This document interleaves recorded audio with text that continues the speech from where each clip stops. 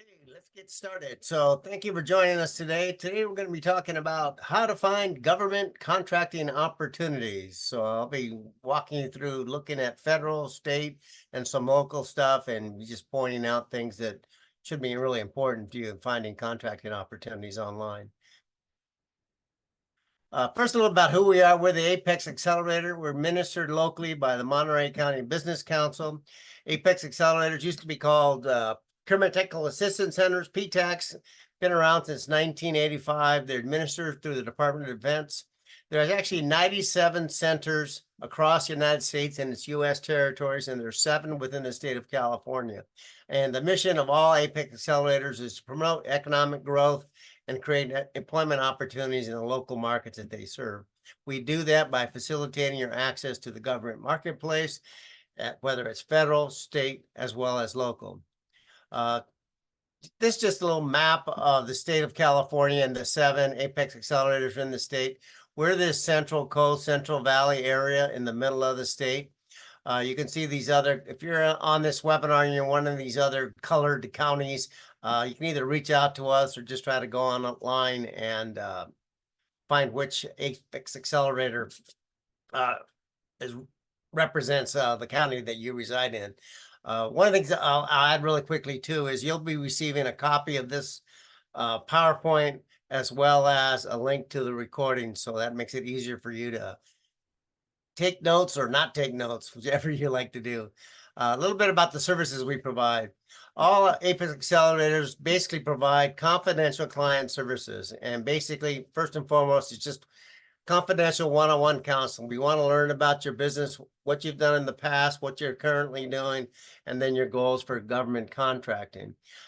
With that is pre-award assistance, finding opportunities. That's kind of what we're going to be talking about today.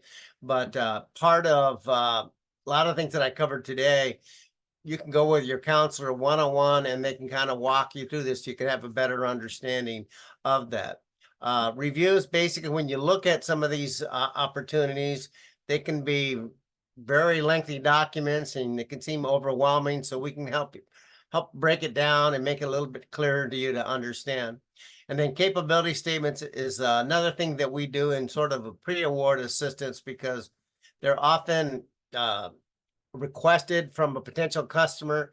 They'll say, hey, can you send me your capability statement as a way to learn a little bit more about your company, so we can help you understand what they are and help you prepare one. Post-award assistance, if you're in business, things happen, so there's conflict, so we can kind of coach you on maybe how to address that. In the federal marketplace, you're entitled to what's called a debrief. We can explain what a debrief is, but when you're submitting an offer, whether you get the contract or not, you do want to request a debrief so that you can better understand how you could submit a better offer in the future. And then lastly, protest. Some people definitely feel that they should have been awarded a contract rather than to whom it was awarded to. So we can talk to you a little bit about protest and whether it's worth the time, effort, and the money involved for you to file a formal protest.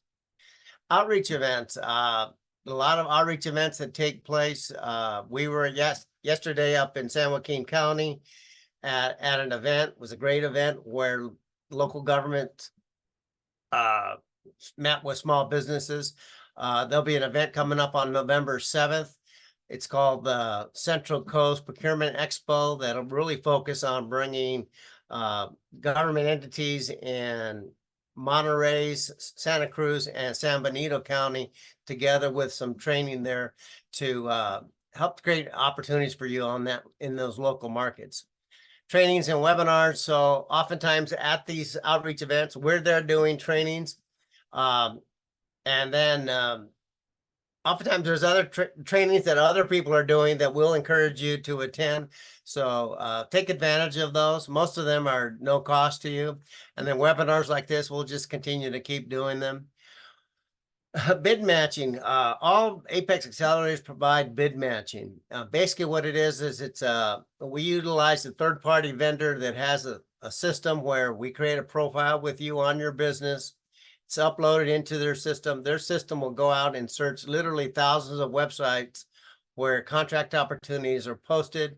Any opportunities that match your profile then are just emailed directly to you. So it saves you a lot of time, and oftentimes you'll learn about opportunities with potential customers that maybe you never even considered of approaching.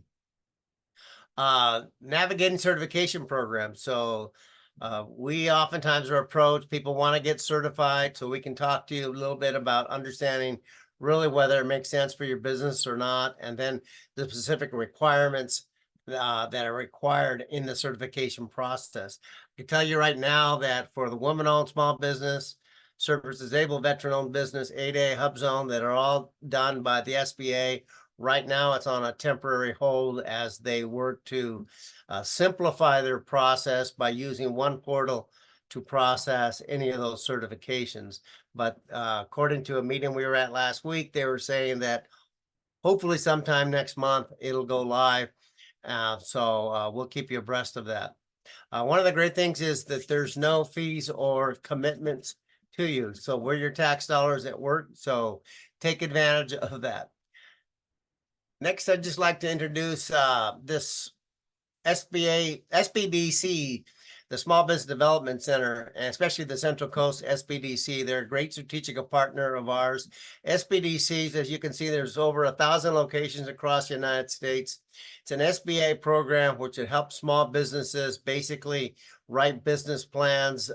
They provide consultants that can experts like in marketing, HR, social media, financing, those kinds of things.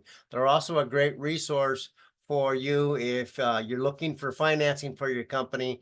One of the real important aspects of obtaining financing from any lender is having a solid business plan. And there are experts at helping you put together a business plan in a format that a lender wants to see. So oftentimes when we are working with you, we may suggest, hey, why don't simultaneously you work with the SBDC, because we'll help together in tandem get you where you want to go faster. Especially if you're a brand new startup, we truly recommend work with your SBDC because they're just a great resource. With that, let's jump in today's presentation. So again, we're going to be talking about finding opportunities, and then through these various government types: federal government, state government, local, and local could be city, county, schools, districts, airports. So oftentimes when we think of government, we don't think about things like school districts, water districts, airports, but those are all government entities as well. So let me start first. I'm going to talk first about federal, and these are some important terms that you need to really understand.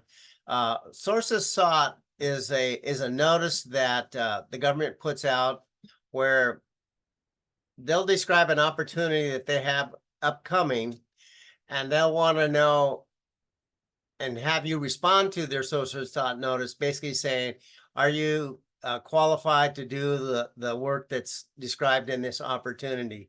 Let us know if you're a woman-owned, veteran, 8A, etc. What they're doing is conducting market research so they can make a decision of whether they should set aside that contract for a specific socioeconomic group.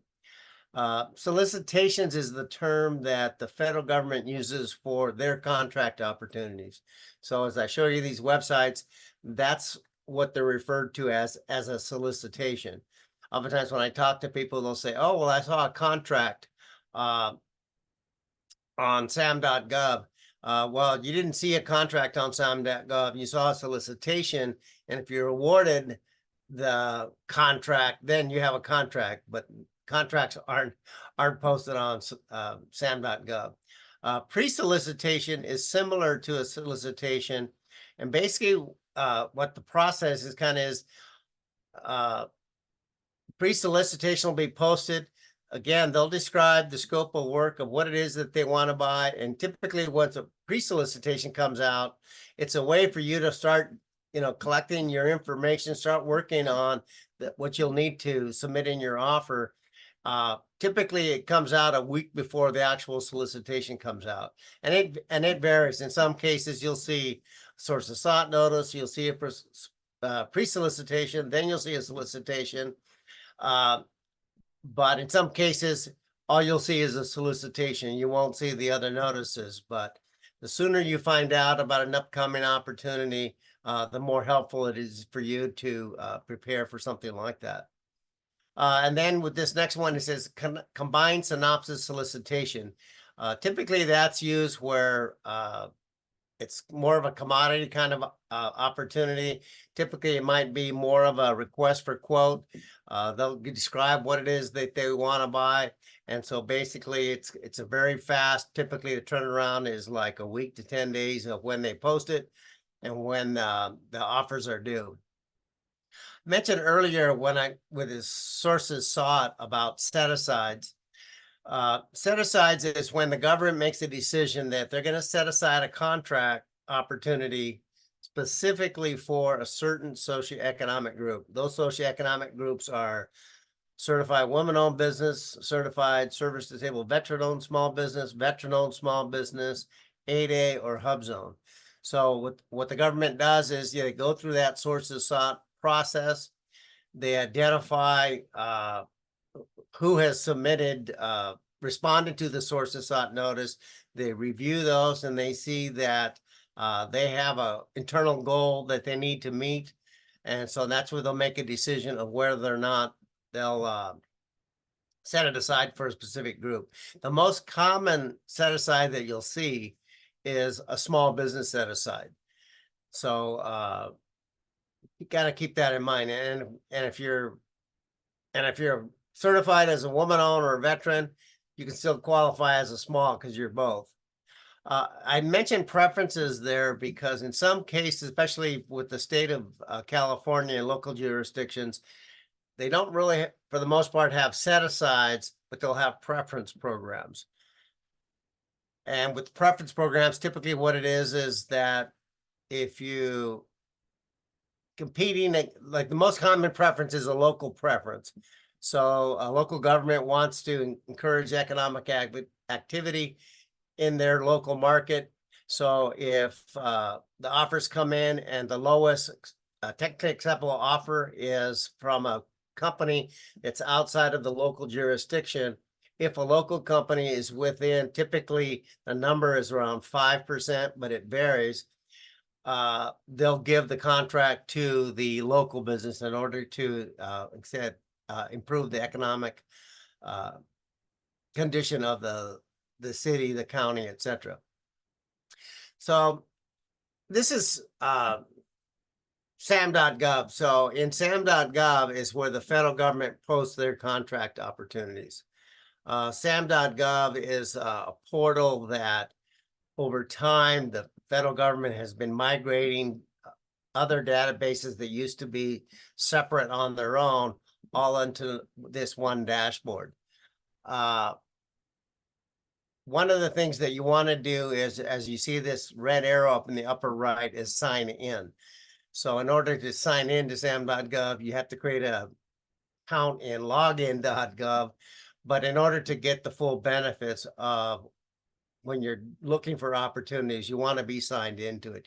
You can look at contract opportunities in SAM.gov without signing in. But again, to get the most benefits from it, you want to be signed into it. One thing I'll say too with the SAM.gov is we've got a really nice guide that'll kind of walk you through step by step a lot of what I'm just going to cover here. So work with your counselor and they can get that guide to you. But again, you want to sign in. And then this page will come in, will open up, and you can see it says login.gov and SAM.gov, and you just click that sign in button. And then once you're signed in, it'll take you here, and I call it a dashboard, but they call it your workspace. You see here, it's underlined in green, workspace. And this is just information kind of about your company, but what you want to do is click here where it says home, and then it takes you to this main page of SAM.gov, and you can see here it says contract opportunities, and you can even see underneath here I'm not even sure if that's still there, to tell you the truth, because I put this presentation together a couple of years ago, but it says was FBO.gov.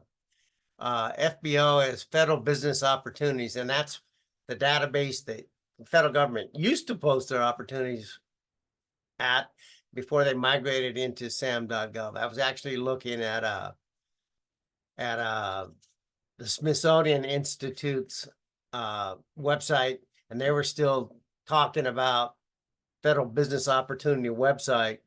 And I thought to myself, well, that's pretty dated. It needs to be updated, but it is what it is. So anyways, you click on contract opportunities.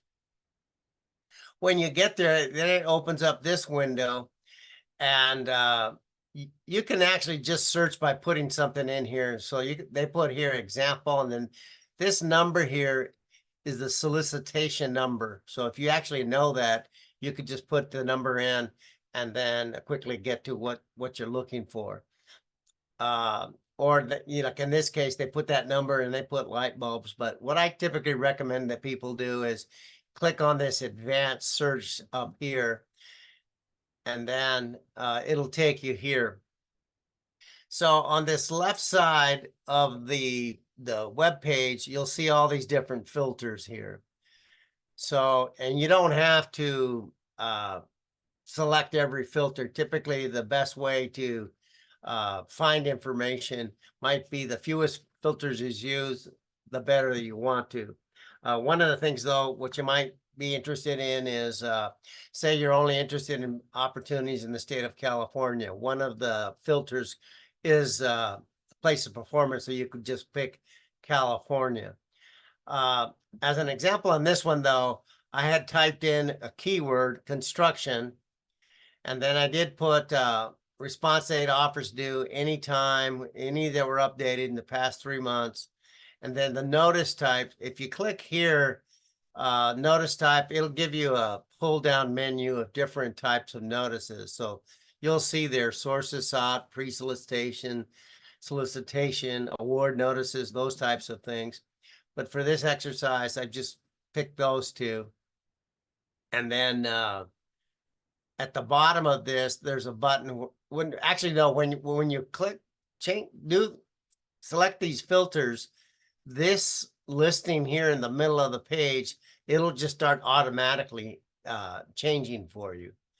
So with these filters, it brought up these results. It was construction. Again, this was anywhere in the United States. And you can see here, each one of these is a construction opportunity that the federal government had at this point in time. We're going to take a look at this one here, this WI Genoa NFH well construction that the Interior Department had. And what you do is you click on the blue part here, and when you put your cursor over it, you'll see the little hand that'll come up that you can see that there's a link. So you click on that, and then it'll take you to the full announcement. So this is just an example of the full announcement. You can see there that it's got the notice ID. That's a solicitation number. They use the terms notice and solicitation interchangeably. So kind of remember that, but they mean the same thing. One thing, as you see where this red arrow is pointing, it says follow next to it. If this is an opportunity that you're really having interested in, you want to follow it. And it's important that you do that, because what will happen is by you following it, then anytime there's a change to this solicitation, the system will automatically send you an email saying there's been an update to this opportunity. And typically, there's always a couple updates that will happen.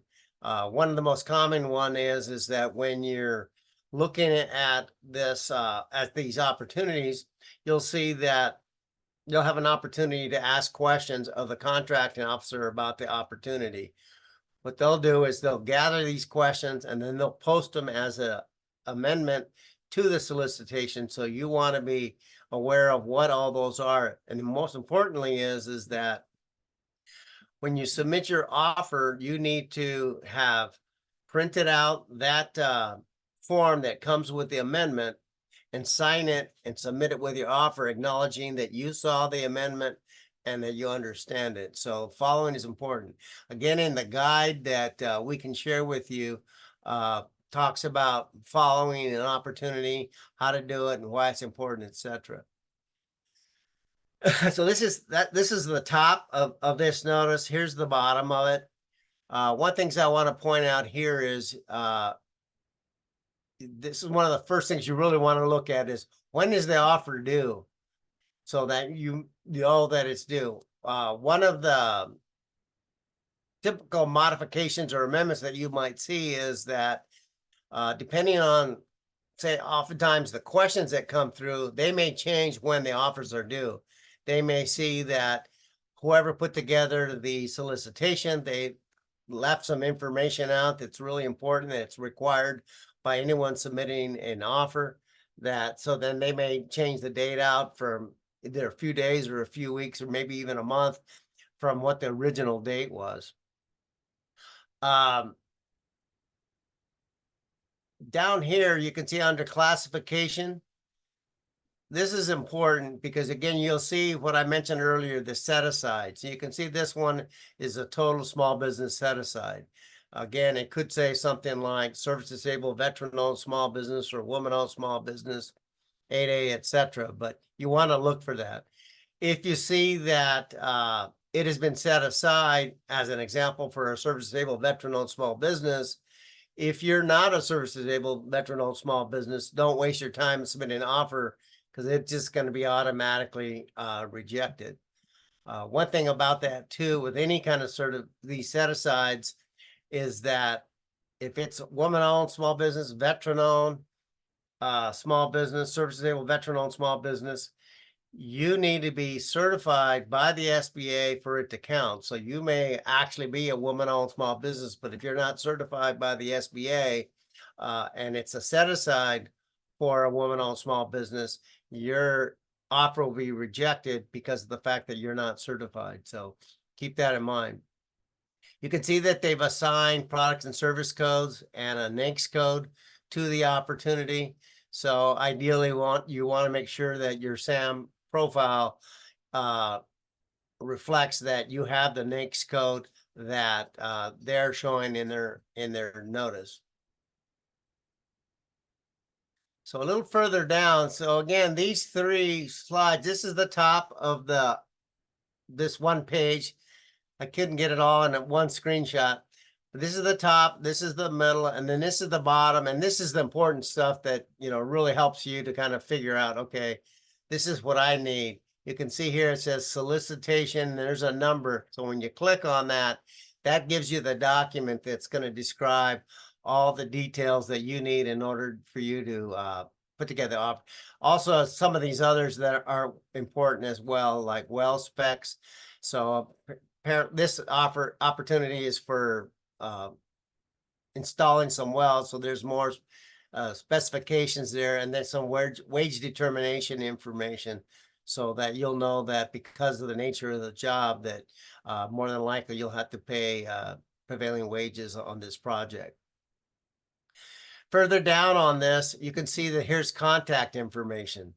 So when you open up that main solicitation document, inside that, they'll say, if you have any questions, you'll need to contact, typically it's the same person. So this individual, you'll need to email them with your questions.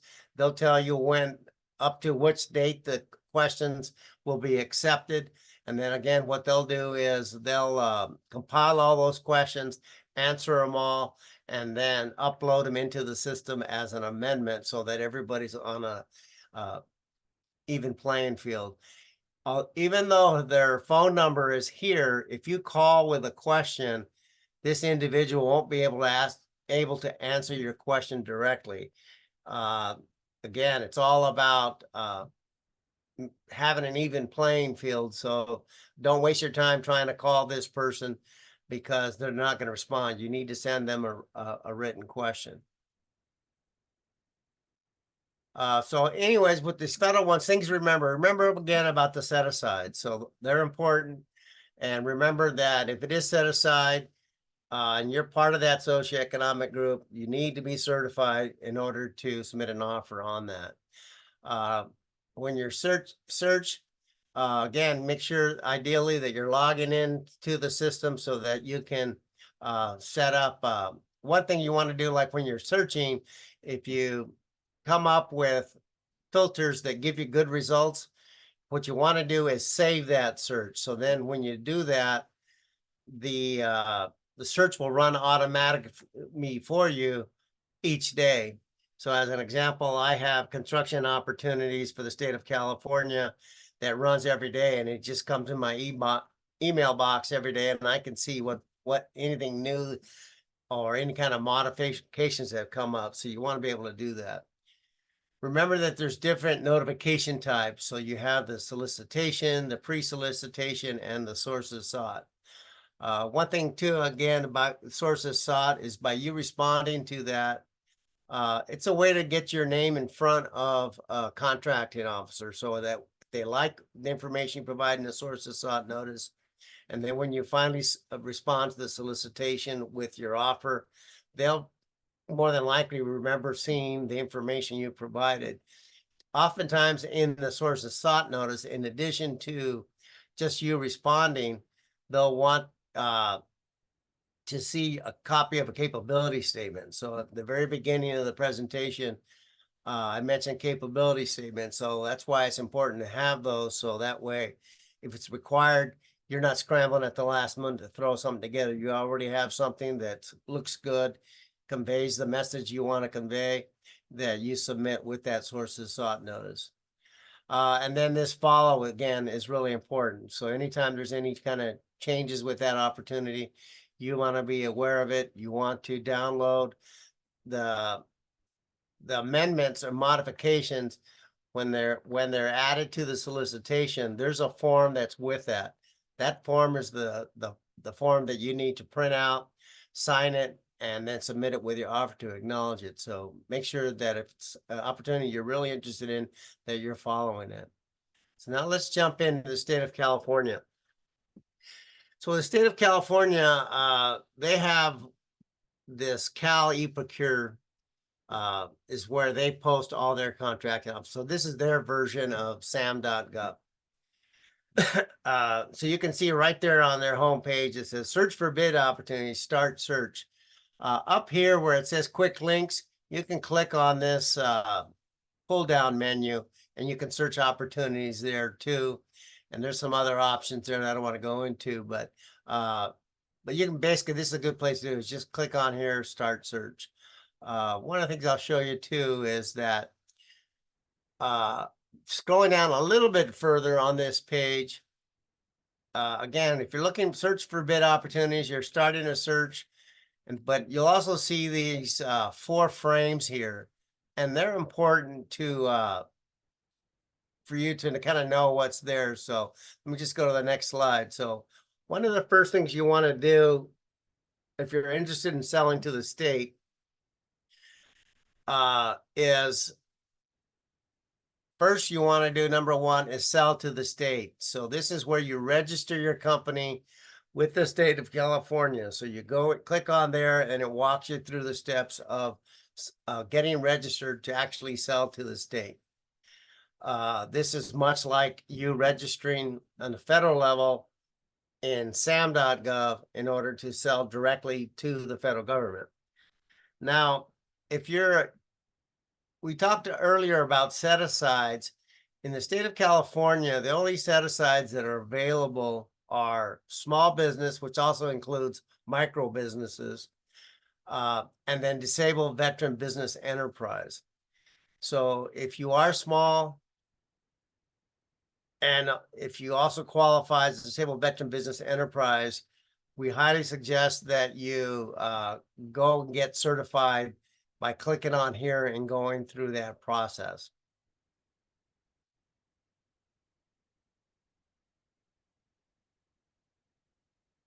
So then when you clicked on that, search for opportunities, it brings you to this page. again, if you've already been in the system and you know what the, oh, one thing I guess I haven't mentioned is when we looked at the federal, they were calling their opportunities solicitations. The state of California calls their opportunities events. So, again, if you know the name of the contracting opportunity or the name of the event, you could put it in here. Or if you actually know the ID number that's been assigned to it, you want to put it in here. Typically, you don't know that because that's why you're in here searching. So you want to hit this advanced search criteria. So then it pulls up this this screen. So you can see the various filters and stuff. And again, you don't necessarily have to do all of them. But like in this case, I just typed in construction and scroll to the bottom and hit search. And it pulled up opportunities. So you can see here, this was just one of 4 that came up. I can guarantee you that if you go in here, there's a lot of construction opportunities. And oftentimes when you like, if you look here, it says military department, fish and wildlife, department of transportation. Oftentimes once you get in here, you see that there's a lot of opportunities that oftentimes they're state agencies that maybe you never even considered of approaching or thinking about as far as selling them your products or services. But this is what's nice about these websites, is that they basically introduce you to potentially new customers. So with this 3-bay apparatus building construction, if you click on the title of it, it opens it up, gives you a little bit more information here about the event. You can see here, they don't say that like when offers are due, but they says event end date. So that means this is the date that the offer is due, the date and time. The time is, this is really important for any opportunity, for any government agency, is that, like in this case, it says March 17th, 2021 at 2 p.m. If your offer arrives at 2:01 p.m. on that date, it won't even be looked at. It'll just be rejected because it was late. So make sure that you get it on time. One thing here, you can see that it says pre-bid conference. And in this case, it says that it's mandatory.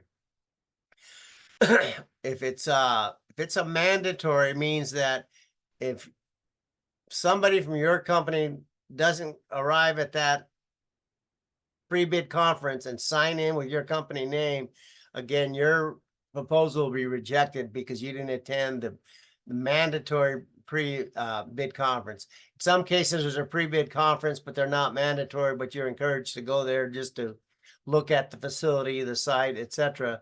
So that way that you can better understand the kind of work that needs to be done. But once you're here, this is just the basic information, but you want to click up here where it says view event package. So then again, that gives you access to the documents that you need in order to put together your proposal. So local government. So again, as I mentioned earlier, you've got local is, cities, counties, school districts, special districts, airports, etc. So again, oftentimes that's is a great way for you to kind of get your feet wet in government contracting. Once you're successful at selling to your local county, town, etc., then it might be great to go to federal. But we've got a lot of clients that, their first government contracts is with the federal government. So just a matter of you learning how these things work and start submitting offers, learning from the process, etc., so that eventually you start winning contracts. So I'm going to walk you through a couple different local governments so you can see the similarities in them, but difference in them.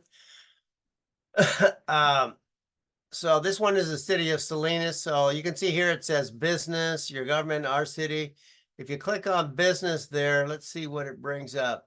Yeah, you can see right away it says bids and RFQs. So that's where you want to go to. You say, okay, yeah, that's what it is. In some cases, if it says business, you click on that and it's all about, this is where you need to go to get your business license. This is where you need to get it permits and these kind of things, but not about how to sell your services or products actually to the government. And that's what you want to look for.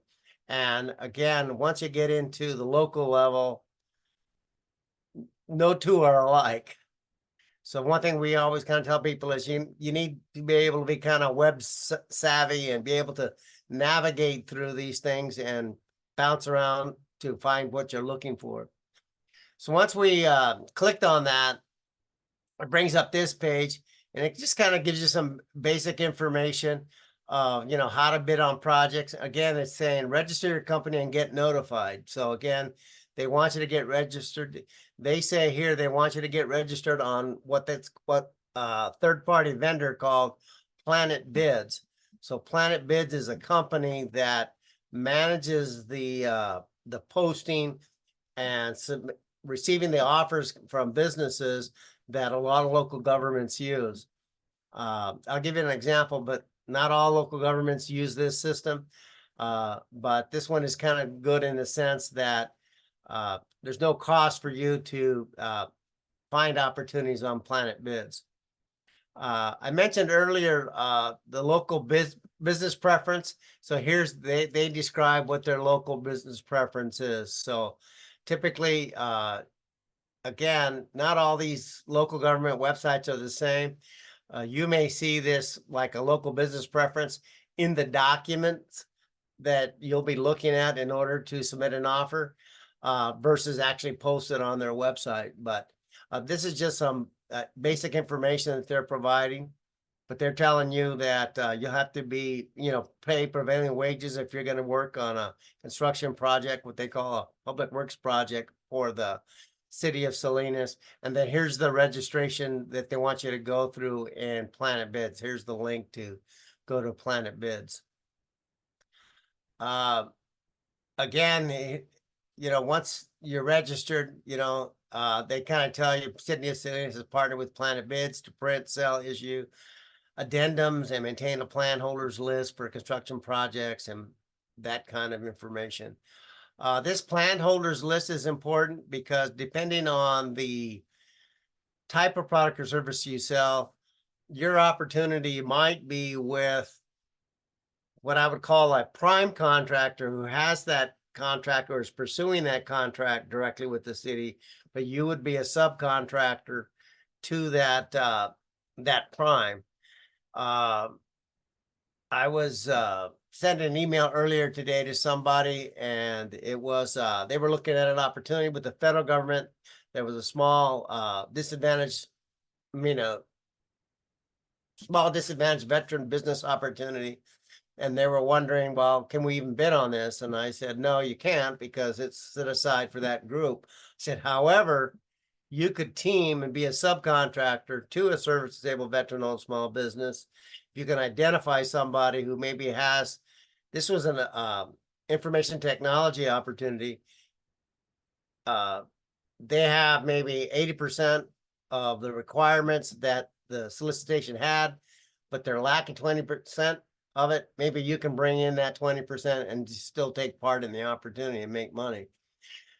So you definitely want to look at plan holders, and that plan holders, this is more construction related. Again, if you once you clicked on Planet Bids, it takes you here and then you'll see whether it's City of Salinas or City of Fresno.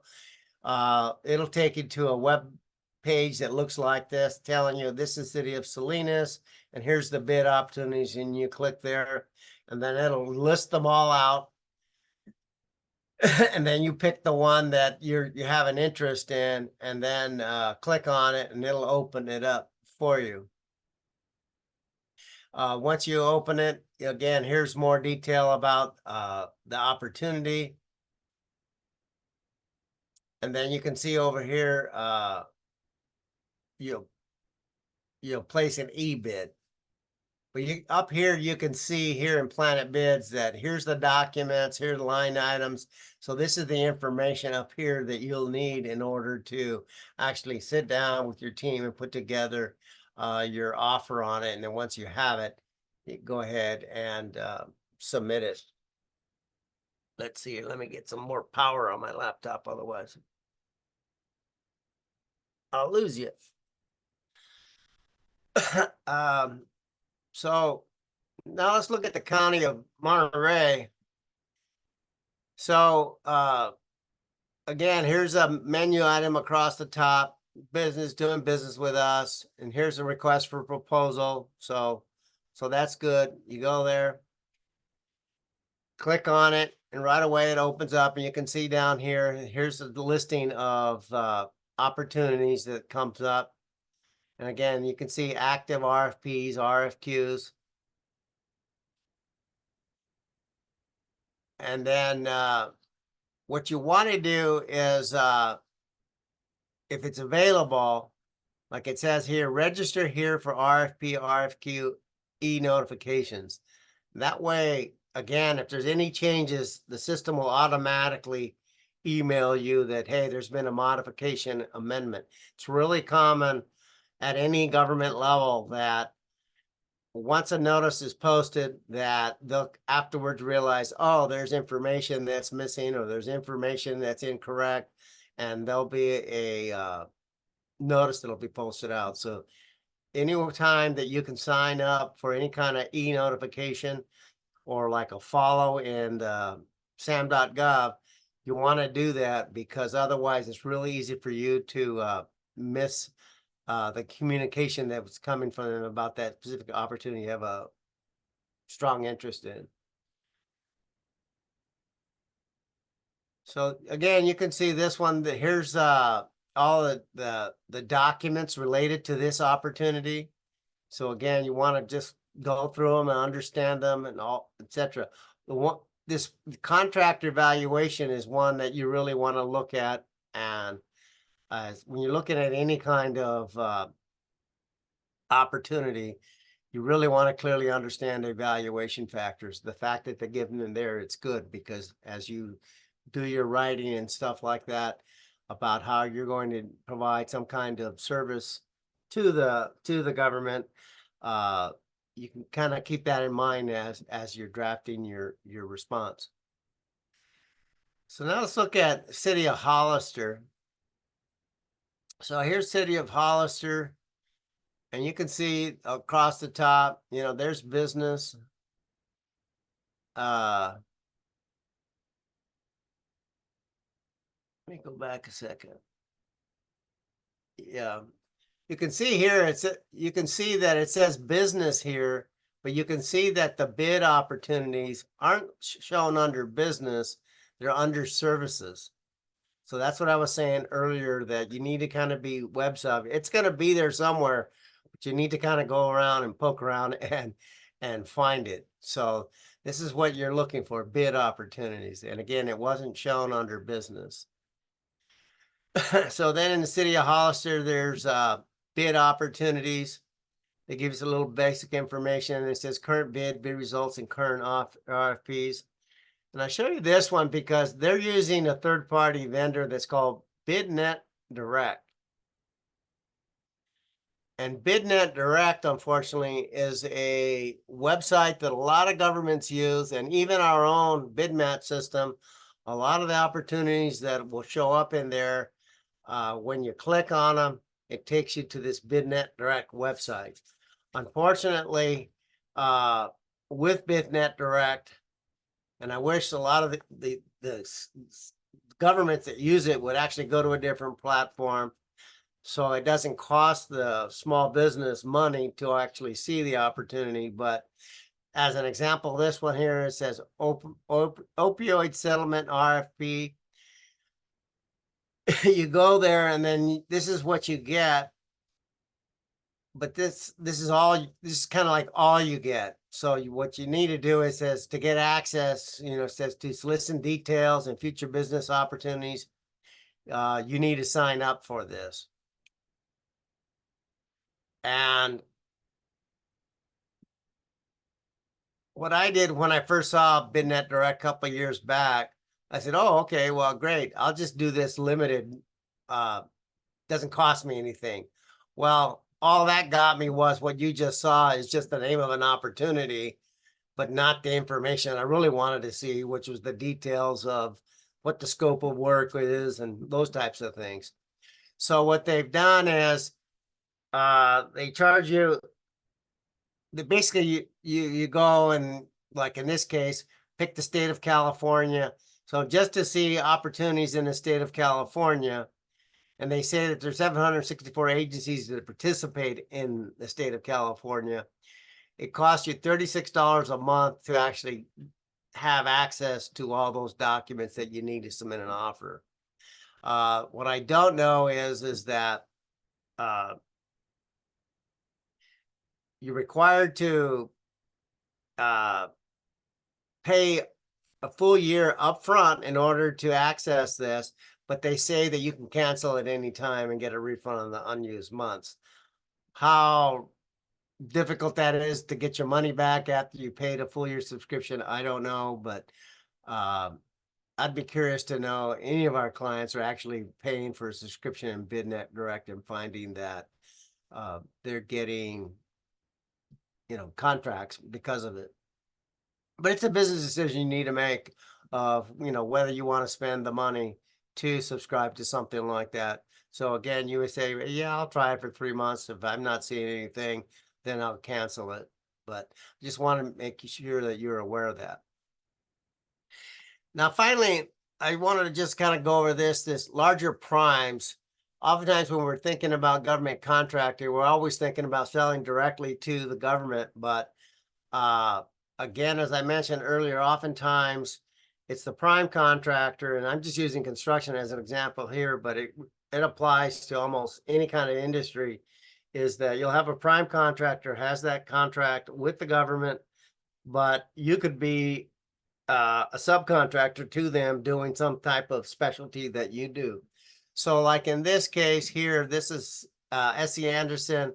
They're going to bid on this middle school gymnasium modernization project, and they're looking for all these other different types of subcontractors here: flooring, masonry, landscape and irrigation, asphaltic concrete paving, and it just goes on. So depending on the nature of the kind of business you have, we may suggest, hey, on one job you may be a general, but another job you may be a subcontractor. But as long as your company is making money and growing, that's what's important to us. Typically, when you're going to responding to somebody like a S.E. Anderson, is they'll ask you to go and register on their website and fill out there's different terms that they use, but basically it's a subcontractor's questionnaire. Also, you'll see here that, like with this opportunity, they're saying contact their estimating department. So oftentimes, they might put out a notice, and the people who sometimes put the notices out are fairly new employees. So, your question might be, well, where do I get the plans? So then you can always contact them and say, hey, where can I get the plans? And they'll typically share where you can go ahead and get the plans for free. But this subcontractor pre-qualification, there's different terms that they use, but it's pretty common. They're going to want you to basically fill out some kind of form talking about past performance, insurance, bonding, those types of things. So those are things that you're going to want to do in order so that you can get in their database. That's going to be the first place they're going to look for subcontractors for upcoming opportunities. So with that, I'll just kind of wind this down, then take any questions you have. But things to remember is, again, remember their different terminology. The federal government calls them solicitations. The state of California calls them advance. Some of these local governments call them solicitations as well. These business industry codes, federal government uses NAICS codes. The state uses what are called UN SPSC codes, standard product service codes. Some of the local governments uses what are called NIGP codes. So you just need to kind of understand which is which, and we can always help you direct if you don't know what codes that you need to have or where you can go to find one. Um, Again, remember when you're looking at these websites that they change, and it's not uncommon. Sometimes they're just not working the way they're supposed to. So if they're not working, just forget about it for a day and come back, and then it's probably up and running. But that's typical web stuff. Sign up for the notifications if possible. So if it's offered, again, you want to do that. That's the follow, save searches, those things.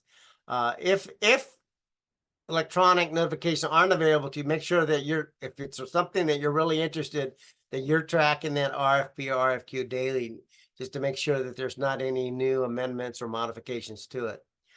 The smaller the opportunity, the fewer notices you'll see. I mean, if it's a large opportunity, you'll see that there may be like 20, 30 different modifications through it. But if it's smaller, there's going to be very few. Attend outreach events. I mean, it's a great way for you to get in front of potential customers, for them to get to know you, for you to kind of share your professionalism. So do that. One other thing about micro purchases, purchase cards. If it's a small purchase, typically under $20,000, you won't see opportunities posted on any of these websites. The government basically is going on and finding somebody either through word of mouth or online, and they're just calling up and say, "Give me a price," and then they're paying for it with a credit card. So if you hear somebody kind of say this is where you can go to find micro purchases, that's not true. But again, that's why capability statement is important, and signing up as a vendor and any kind of database that you can is important, because again, that's going to be the first place they look. Again, access to government RFP, RFQs, information varies, and that's like that bid direct that I was showing you, that you had to pay to see the documents, but luckily in most cases you don't have to, but in some cases you might have to. And then remember, ask questions of a contact. Like I said, it's really common that they'll post an opportunity. There's not enough information there for you to submit a proper offer. So you need to ask a question of clarification. Don't make any assumptions. Ask the question. And again, you need to ask it in a written email, because they by law can't answer your questions on the phone. With that, upcoming webinars, we're going to talk about teaming strategies to grow your business on October 9th. And October 23rd, I'm going to talk about mentor protege programs. The Department of Defense has a mentor protege. The SBA has one. I'll be talking a little bit about those too. So that was a lot. So any questions you have, you can just drop them in the chat or the Q&A, and I'll answer any questions you have. Well, I'm waiting for any kind of questions. Again, just reach out to your counselor with any questions you may have. Again, if you want them to help you review your capability statement, or if you see a solicitation and there's something about it you don't understand, that's what we're here for, is to help you. If you want to kind of set up a Zoom meeting and kind of go through like some of the stuff that I just went through, but actually do it live. So you're on sam.gov and you're looking at an opportunity, doing the searches and those kinds of things. Like a copy of the guide that we put together for searching in sam.gov. Again, just reach out to us. So let's see. Somebody has a question. What's more important, past performance or certifications? Past performance is the most important evaluation factors that the government uses. A lot of people think that certifications really help set them apart. Past performance is what really sets you apart. The fact that you have a certification all things being equal with you and a competitor, the certification may help you, but it's the past performance that's really going to um, make the difference.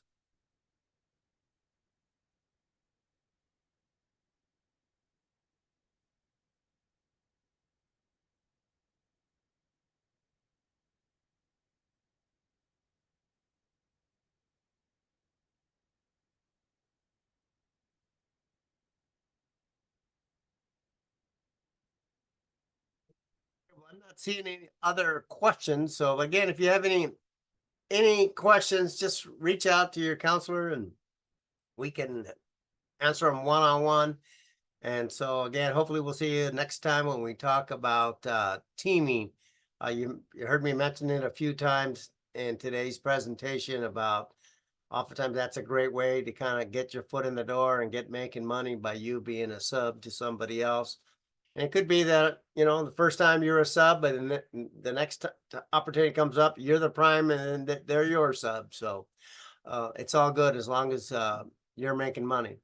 So with that, thank you very much. And then we'll see you next time.